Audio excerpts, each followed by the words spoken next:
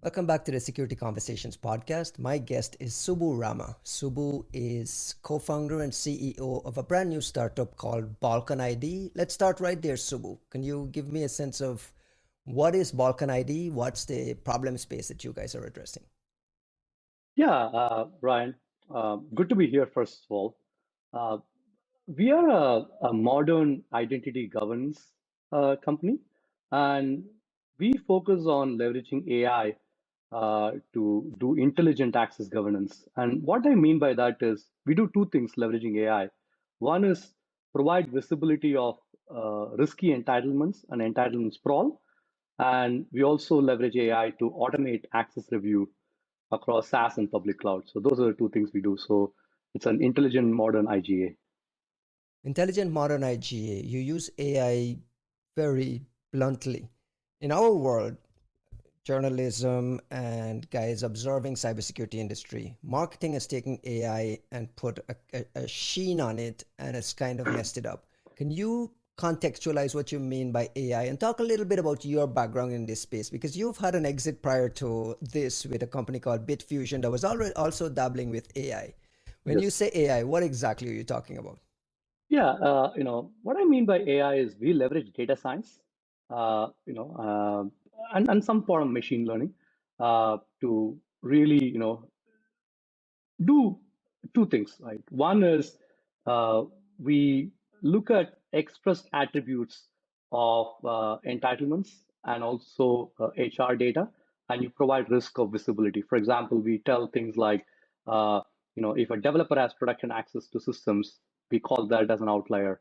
Or if a person has accounts receivable access, they have accounts payable access as well, we call that as an outlier. So we do that, things like that, and that's what we define as risky entitlements, and that's what is the extent of our AI, which is really data science and machine learning. AI is kind of an umbrella word Right, for right. everything. And how do And you how do you define entitlement sprawl? Because I mean, SaaS has brought all these benefits. Cloud migrations and digital Yes. transformation has brought all these amazing benefits for SaaS. But it feels like, from interviewing folks like you and interviewing experts in this world, that we are creating attack surfaces faster than we can realistically defend them. And you're fitting into a place here where this entitlement sprawl is starting to become a significant problem for CISOs, especially around visibility and visibility of assets and identities and so on. When you talk about entitlement sprawl, how does that manifest itself? Like, what are you discussing? yeah.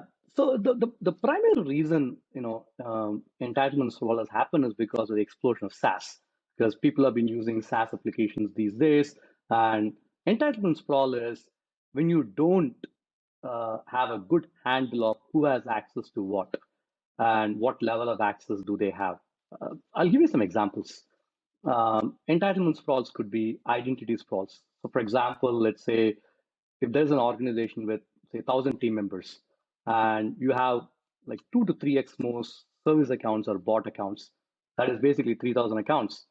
That is basically explosion of usernames and identities. That is identity sprawl. That's a part of entitlement sprawl. Another type of entitlement sprawl is a role or a group or a policy sprawl that you have in applications. For example, the same organization, let's say that have 1,000 team members, and let's say you have 5 applications that they have. Usually organizations have way more SaaS applications, but let's say five. That might end up with like 5,000 roles or groups. Uh, and that is basically an application sprawl, a role sprawl, or a group sprawl, or a policy sprawl. Do everybody need to have access? Then you get into fine-grained permission sprawl, which is even within the same application, let's say a person has a billing admin right, but let's say they have fine-grained permissions beyond what the role is.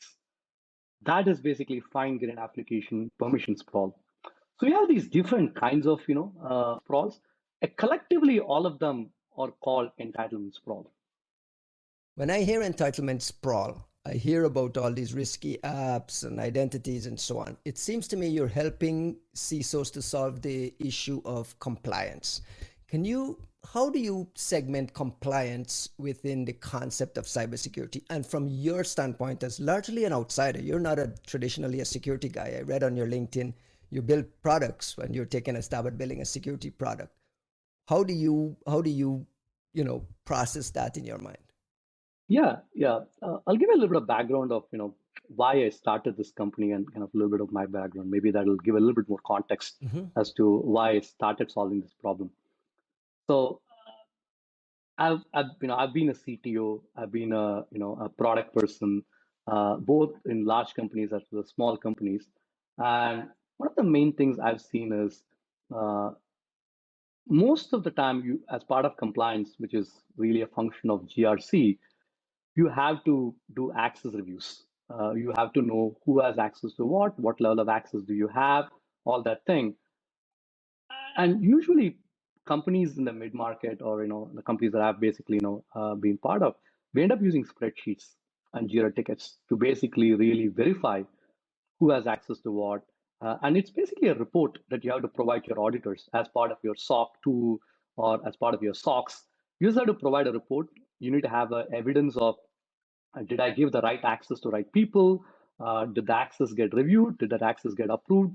Usually, all these things happen in a very manual process. You have spreadsheets, you take Jira tickets, you take screenshots of this, and it's a very cumbersome process that happens. And from a point of view of CISOs, when they actually look at compliance, they basically have to spend hours of work, doing this. And when I saw this problem, a few times in my career, and most recently, even after I sold my last company, Bitfusion, I was a CTO at a tax technology company where I saw this problem really explode, and it was countless hours of work that we have to do as a startup. I saw that there's an opportunity to build something, right? Either something to solve compliance. It was a little nebulous, and I kind of teamed up with my co-founder, Samir. He has been a CISO multiple times, so I kind of brought the technology side of the story, and he basically had the subject matter expertise in this space. And our third co-founder was Jeremy, who was also an engineering leader at my last company, Bitfusion. I've worked with him as a technologist for multiple years. We kind of actually had like different people looking at it from different angles. So myself looking at it from a product angle, Samir looking at it from a CISO security angle, and Jeremy looking at it from like a technology purist. Okay, how do we build what is possible, what's not possible in a short time? We said, hey, there's an opportunity to build a company around this. Really an IGA company targeting mid market. Because the opportunity that we saw was the CISOs in large enterprises, they have some legacy solutions that they use, like SailPoint, etc. But the CISOs in the mid market, they just didn't have a solution which fits their price budget. And we saw an opportunity to build an IGA product. That's how we started. And when we started digging in deeper, we saw that, hey, we could automate a lot of this after talking to a lot of different CISOs.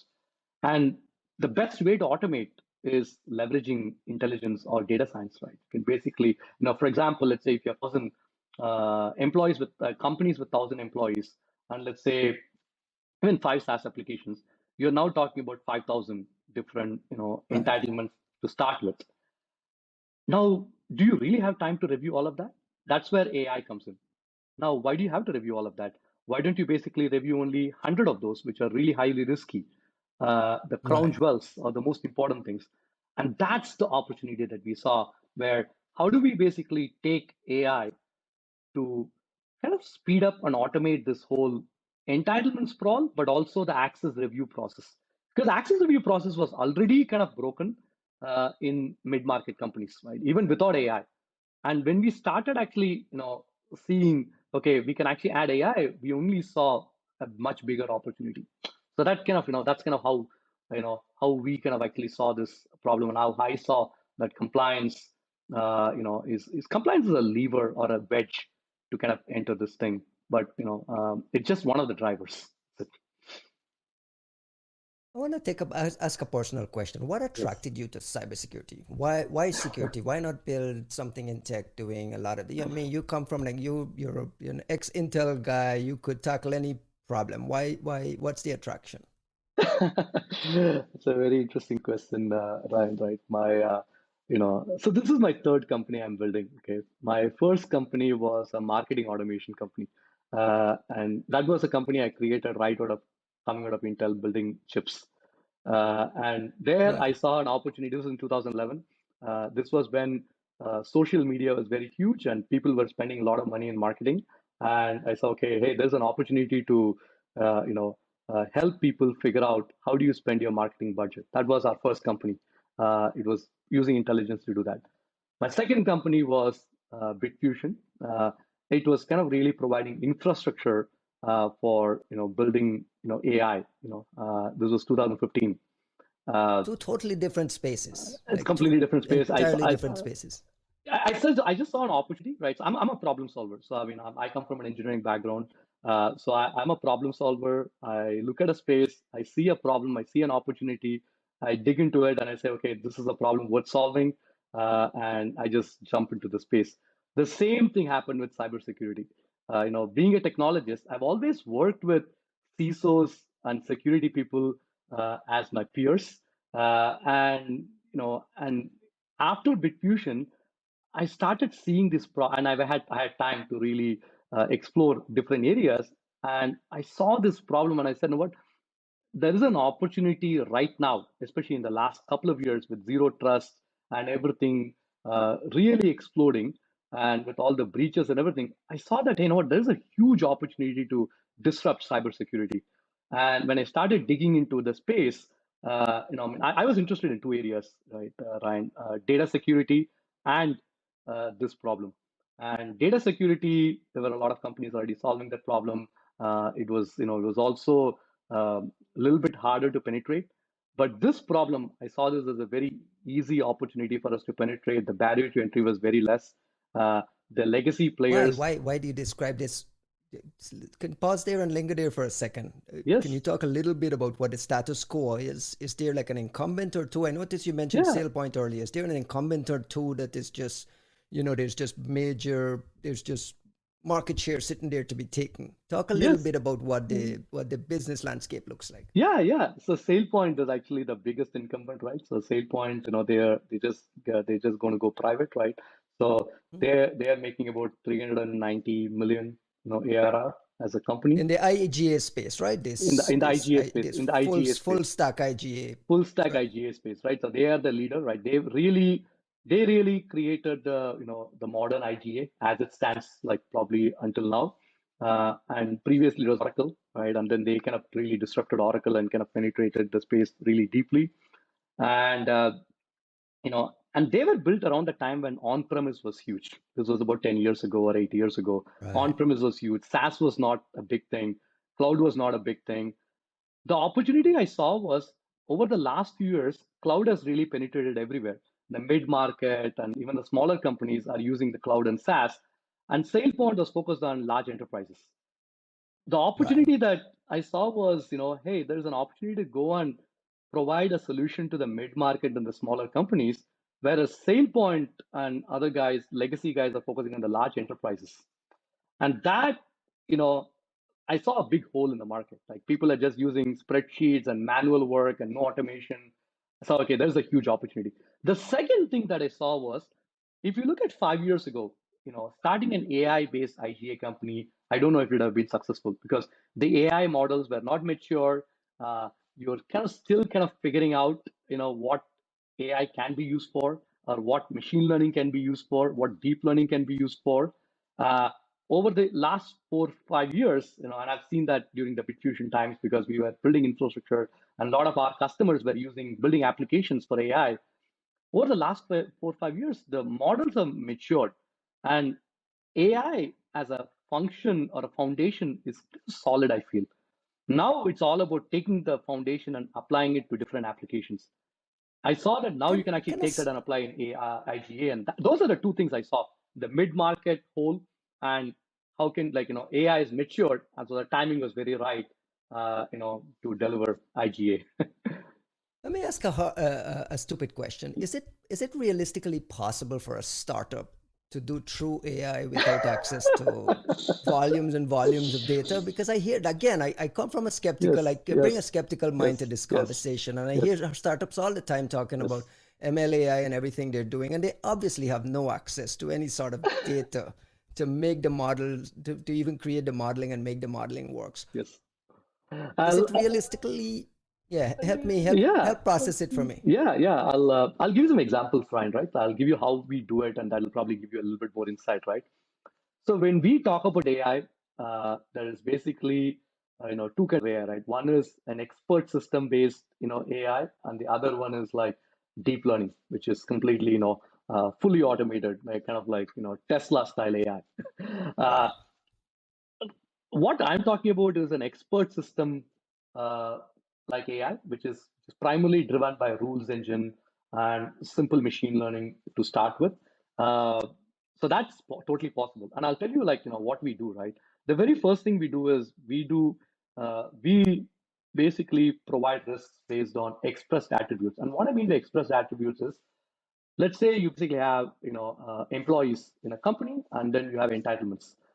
When you have employees in the company, you have job descriptions of these people, you have job titles, you have their managers, you have a bunch of different data related to the HR information. And then you basically have the entitlements. We basically take the job related information and marry that with the entitlement information, which basically gives you insights about what is privileged, what is not privileged. And we are able to kind of almost do like a peer group analysis and tell you, hey, this developer has production access, but no other developers in the team have production access. And this developer only started 2 weeks ago. Why does he have production access to systems? Right. Right. So this is basically totally doable, right? This is not really rocket science. It's just a matter of like how you are going to attack this problem, and that's why I call it expert system based AI. uh, Right. the in the long run, the vision that I have is we really want to be autopilot, right? We start with expert system based AI to do with express attributes. Then you basically move to more UEBA like AI, which is leveraging behavioral attributes and basically telling, hey, the person has never accessed a software. Why should that person have access to this?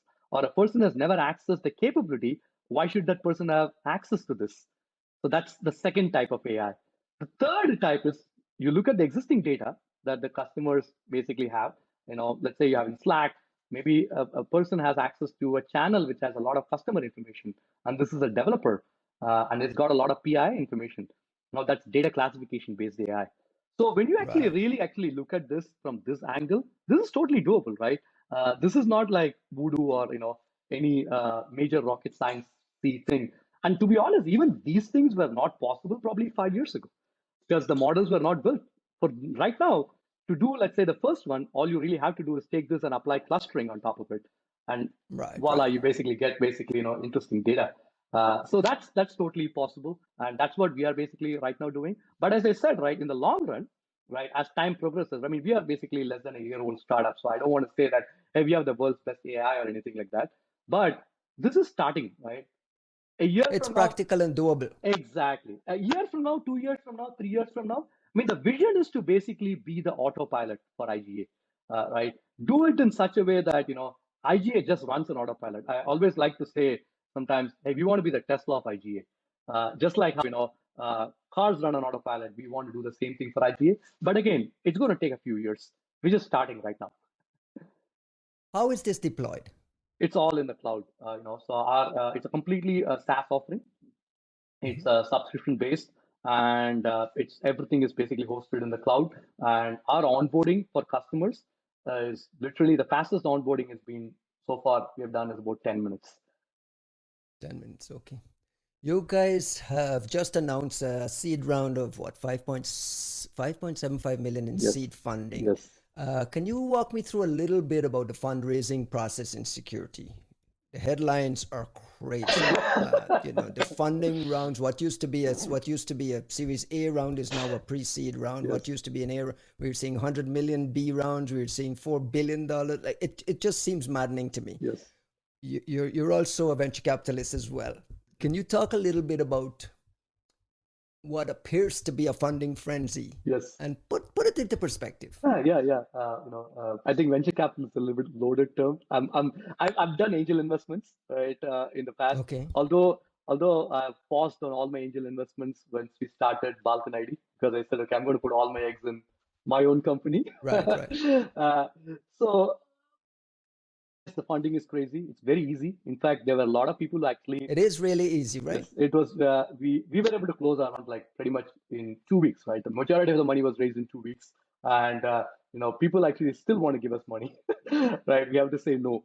Um, What makes it easy? What makes it easy? Is it because of your background? You have Samir. You mentioned Samir Seth, pharmacy, so at Whole Foods. You have heavyweights yes.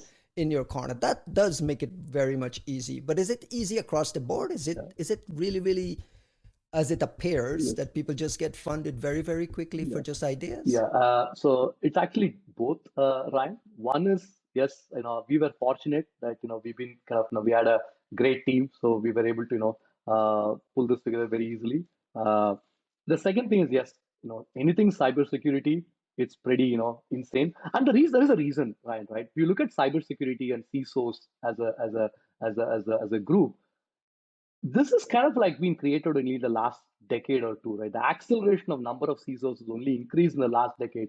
The threat landscape has only increased in the last 2 3 years, especially with COVID. It's only gotten crazy.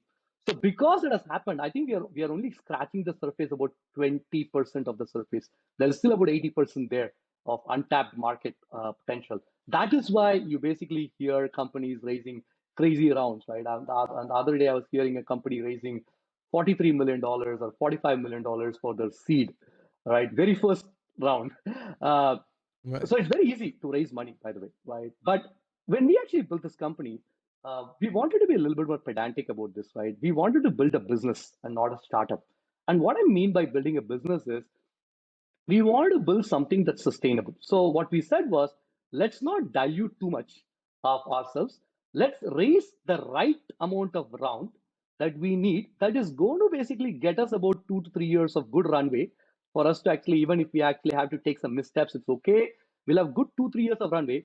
And let's actually get to a point where we are confident that we can build a $2 3 million business, a true business. Then let's basically go and raise a 20 30 million dollar round and then try to scale it up. So even though I've seen, like, even though we actually had opportunities to raise like big, like capital right from the get-go. I mean, even 5.75 is actually pretty large, as a seed. But when you see companies raising 20 Right. 30 million dollars for seed, it's nothing compared to that. But our approach is that, let's actually take what is necessary for us to get to like the next phase of the company, really building a true business. Can we build a $2 3 million business Right. that can be sustained? So my thing is, right. Yeah, I mean, cybersecurity is hot because there's 80% of market that's still not there. Like this, it's almost like, how, You don't think the time has been defined.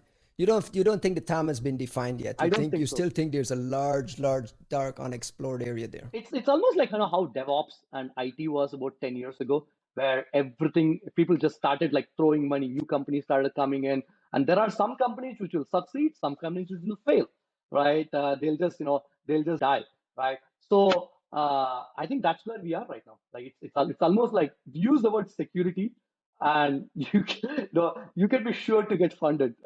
But again, we wanted to be a little bit more pedantic and said, okay, let's actually do what is the least thing that we need, and let's go and actually build a company and see what we can do, right? I mean, again, we don't know. We have been fortunate that we have a few customers that have been using our product. We've had about 200 plus conversations with like CISOs, so we've been a little fortunate. But again, the jury is still out there, right? So in 6 months or a year, I'll tell you, how successful we are. What does competition look like among your peers though on the startup side? Is there a lot of are there a lot of investors pouring money into this new IGA space trying to replace the spreadsheets for the mid market? It's funny you actually asked this question, Ryan, right?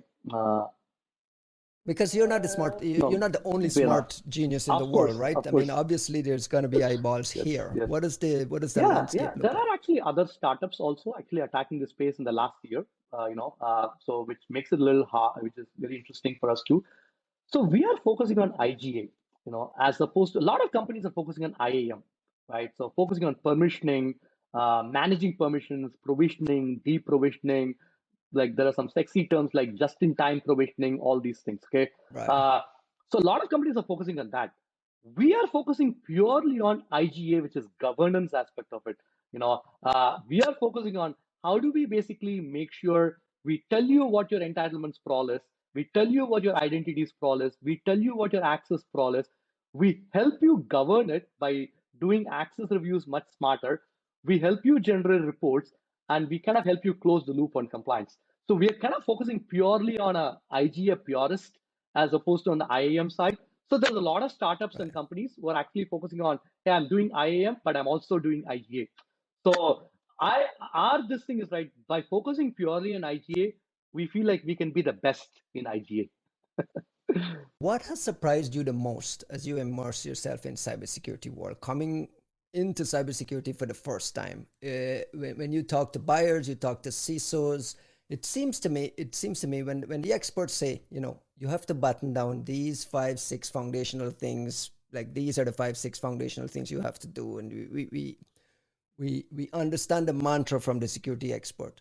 From a CTO coming into security, has there been anything about this industry that has surprised you? Just anything that stands out? Yeah. In fact, I've been very fortunate, to have had conversations with a lot of CISOs, right? And I almost tell my co-founders that I'm almost becoming a half CISO in many ways. You're starting to feel like you're really, really immersing yourself And into the I world, had right? to read a lot of books, by the way, right? I had to read a lot of books. I almost had to really hang out with a lot of folks to really think like the CISOs, compliance people, security engineers, etc., right? So the thing that has basically, has been a big insight is security people are actually great business people, right? They are not only looking at actually engineering risk or technology risk, but they actually tie the business risk and see how can actually the business be impacted. That was super interesting because coming as a CTO, as an engineer in the past, as a product guy in the past, I've had a lot of respect for engineers or also even CTOs who are very business minded because now you can work backwards and apply the most minimalistic technology to solve the problem. I've seen that CISOs are actually very similar, right? They are actually very business minded, and they really look at what is going to solve the business, problem. So that was a super insightful thing, for me. Meaning the security emerging as this business enabler rather than not only securing the data and the assets within the organization, but enabling the business to do more amazing things because security is right. Exactly, right? Because it becomes a business conversation. Like, how do you protect your company? Okay, if you don't protect your company, it's going to affect your revenue because you cannot do all the check boxes day one, right? You have to do the minimalistic thing that is going to protect your business at this stage. At the next stage, you do the next minimalistic thing, then you move to the next minimalistic thing. So that was basically a Right. great insight for me. Okay.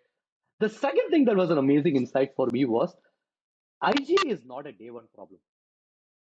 So IGA is actually a day two problem. The day one problem is you basically have to go and actually secure your perimeter first, get SSO in place, get authentication in place, get your firewalls in place. So that was actually a big, eye opening for me. I actually did not realize that before coming into the space. After we actually started talking to more and more and more and more folks, we realized, geez, this is actually a day two problem, not a day one problem. So we actually changed Interesting. talking to the CISOs in a different way, where we Change your communication plan about how you're discussing the problem. exactly right, and also actually talk to the right CISOs. In fact, we actually don't talk to the CISOs who just took a job at a company because they're much bigger fish to fry the first few months. Right, right. He's not ready yet for it. Yeah, you need to be at a certain. You mentioned mid market, mid market, but you still need to have a certain level of maturity. You need to have a CISO in place. You need to have some sort of GRC function or framework in. Exactly. So that was a big, that was a big insight. Although the although my insight is that is going to change over time because I truly believe in about 5 years or maybe even sooner. I think every startup, right? I think security is going to be built as not as an afterthought, but it's going to build from the get-go. You know how you basically have a legal document. You start a company, you hire a lawyer, and you say, I'm going to basically incorporate the company and do this. You're going to probably start thinking about compliance from day one. Maybe it'll be part of your tooling that you basically get, just like how you get Slack and how you basically go and get Google. You're just going to say, hey, I'm going to do this also. And you're just going to do it. You don't even know about it. I do think it's going to happen, but Which makes it's going to take some time. Which brings me to another question, and probably we can wrap up with this question. How do you as an entrepreneur in startup land build for this ecosystem you just described, where security has to be baked in, when your competitor is the platform defender, the platform providers themselves, right? Like say Microsoft is emerging as a big time Yes, security yes, vendor doing SOC. Yesterday they announced this big Microsoft experts thing. yes, You can imagine this there. You have to imagine Satya is seeing this of TAM course, just like you're of seeing course. this TAM, and the revenue signs are everywhere. Is there a worry? Is there a worry that those guys can flip a switch and get rid of these smaller categories? Absolutely, right? Absolutely. But I can't do anything about it, right? So the way I look at it is very simple, Ryan, right? Because I've been an executive also. I was at Dell, working for the CIO, and I was basically given a very similar charter, like go and do interesting things, all those things, right? The way I look at it is large companies also have budgets, right? You basically have a product organization, there are product managers. Whatever ideas you have to be like every product manager is actually working like a startup, which means I'm actually not competing with Microsoft or Okta or Google or anybody. I'm probably competing with that small product team, which is actually doing interesting things. So it's all about basically a focus. So the reason we are focusing on IGA is we want to be the best IGA in the world, right? If we want to be the best IGA in the world for our market, right? I'm not going to go after the large enterprises yet. I'll focus on the mid and the smaller companies who are in the cloud. I will focus on my niche.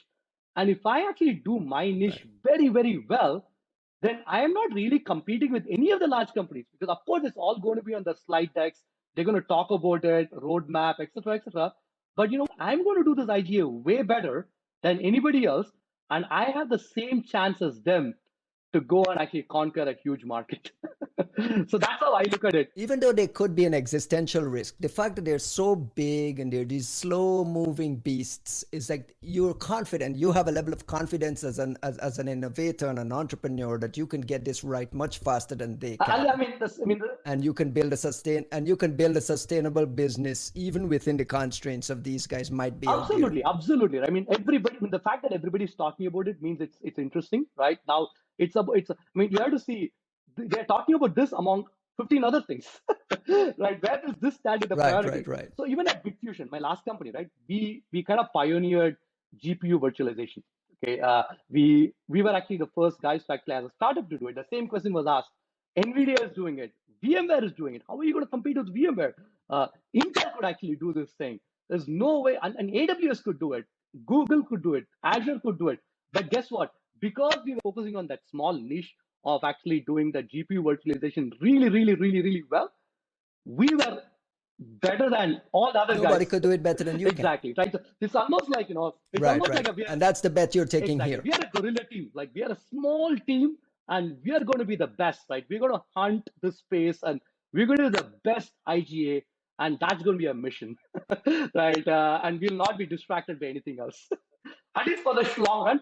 That's a good. So, That's a great way to end it for a lot of the entrepreneurs, and I have a lot of startup founders listening to this here, and we always have this conversation around, you're building what could potentially just be a point feature if the big guys get something right, and the answer always is nobody can do it better than someone who is heavily focused on it. So it does make a yeah, lot of sense. yeah, yeah, Subbu, thank you very much for coming on the podcast.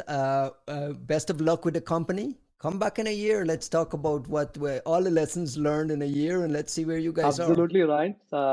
Thank you so much. Big fan of what you're doing, and thank you so much for everything you're doing for the community. It's a pleasure to talk to you.